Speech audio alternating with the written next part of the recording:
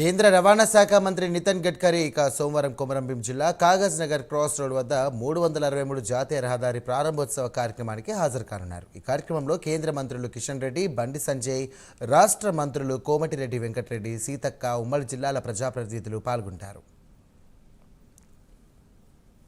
కేంద్ర మంత్రివర్యులు కిషన్ రెడ్డి గారు, బండి సంజయ్ కుమార్ గారు, రాష్ట్ర మంత్రులు కోమటిరెడ్డి వెంకటరెడ్డి గారు, ఈ జిల్లా ఇన్ఛార్జ్ మంత్రి సీతక్క గారు, ఉమ్మడి జిల్లాకు చెందిన 10 మంది శాసనసభ్యులు, 2 పార్లమెంటు సభ్యులు, తర్వాత 3 ఎమ్మెల్సీలు అందరూ అతిరథ మహారథులు ఈ కార్యక్రమానికి రానున్నారు.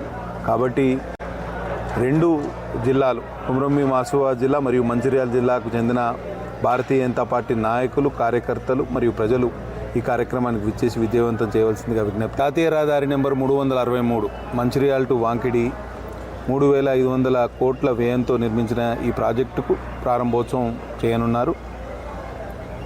రెబ్బెన మండలం